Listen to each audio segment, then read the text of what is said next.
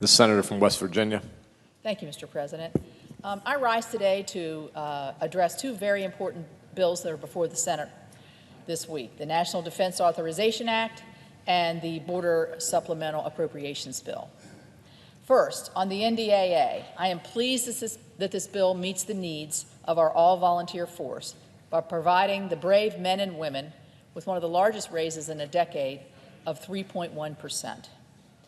With the rising threats of countries such as China, Russia, Iran, this NDAA authorizes funding for crucial defense efforts to make certain that our military is well prepared and equipped to defend this nation from the threats and challenges that we face. The NDAA substitute actually includes an amendment that I offered, joined by my EPW Chairman John Barrasso from Wyoming and the Ranking Member Senator Carper, and several other bipartisan co-sponsors. This amendment will formally address the PFAS contamination that I've spoken about on the floor. It directly mirrors my legislation, the PFAS Release, Disclosure, and Protection Act, which the committee approved last week. PFAS pollution is a nationwide problem, but its effects are concentrated locally, often in rural and disadvantaged communities, especially those near military installations where large volumes of certain firefighting foams have been deployed. Significant exposure to the legacy compounds of PFOA and PFAS have been linked to rare cancers and developmental issues. I got involved in this issue because it's important, but also because two communities in West Virginia are all too familiar with the PFAS contamination and its effects. Parkersburg, West Virginia, which has endured a history of industrial PFAS contamination, and Martinsburg, which has been impacted by the use of firefighting foams. My amendment will provide certainty to our citizens that the water coming out of their taps is safe. That's really not much to ask, in my opinion, by requiring that the EPA set a safe drinking water standard for PFAS and PFOA within 2 years, and look at regulating other types of PFAS chemicals as the science would merit. It also provides funding and technical assistance to ensure that small and rural water systems can monitor and address this contamination. That's a big issue for a rural state. We have a lot of small water systems, and we want them to have the same access to the science, but also the remediation that large systems have. My legislation will also improve transparency by requiring the emitters to report to the EPA the release of any of one of hundreds of PFAS compounds into the environment. Sure, we want to know that. Sure we do. This information is essential for citizens, their local governments, and federal agencies to quickly and adequately respond to this pollution before it pervades the water or the soil. I think this increased accountability will contribute to fewer PFAS emissions in the first place. Several other bipartisan provisions will accelerate research into PFAS and their effects on human health and the environment. It will ensure collaboration between federal agencies and municipalities in addressing the challenges posed by contamination and supporting research and development into cleaning up these persistent compounds. Crucially, this approach is rooted in science and a formal rulemaking process. We have put the federal government on a shot clock to act to end agencies' endless delays in addressing these challenges without short-circuiting the regulatory procedures. Make no mistake, PFAS are essential to commerce, but some have shown to carry substantial risks. This balanced regulatory strategy should provide confidence to Americans that we are certain about protecting them from this pollution, while also not upending the economy. Another important environmental provision that's included in the NDAA substitute is the Use It Act, which I introduced with Senator Whitehouse, Ranking Member Carper, and lead sponsor Chairman Barrasso. The Use It Act follows up on the bipartisan expansion of the 45Q tax credit for carbon capture, utilization, and storage, which was passed last Congress.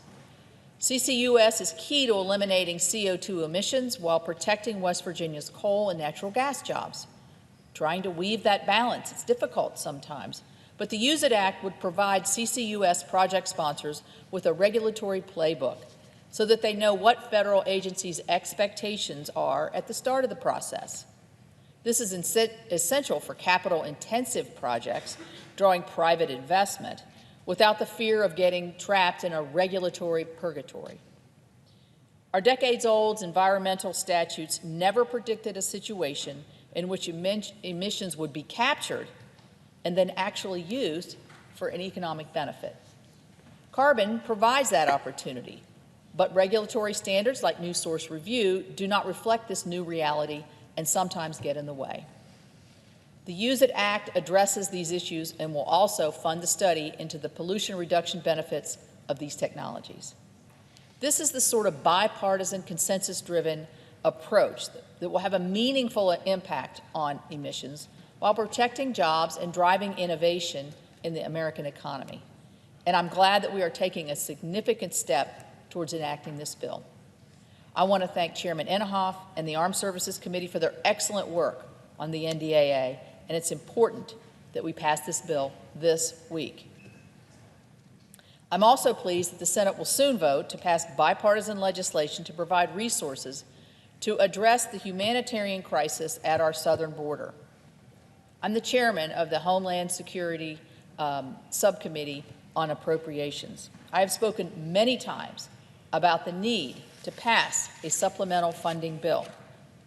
Last night, the House of Representatives passed their version of the Emergency Border Supplemental. Actually, to be more accurate, I would say the Democrats in the House passed their partisan version of a Homeland Security bill. You know, this should be done, I think, the top line numbers in the House bill may be similar, but the policy implications of that bill are vast. Time is of the essence here. I spoke about this last week on the floor. The time is moving quickly to meet this crisis that everyone agrees is occurring at our southern border. The partisan House bill would be vetoed by President Trump. What is needed is not more partisanship. What is needed is a bill that will become law so that we can get those resources to the southern border. That's why I'm encouraged and proud that a bipartisan compromise was reached in the Senate Appropriations Committee. We passed it out of that committee 30-1 last week. We may not agree on how we got here or how best to move forward, but we agree there's a crisis, a major crisis, and that these resources are needed now. The metrics, the images, the stories we all see and hear point to the urgency of this dire situation.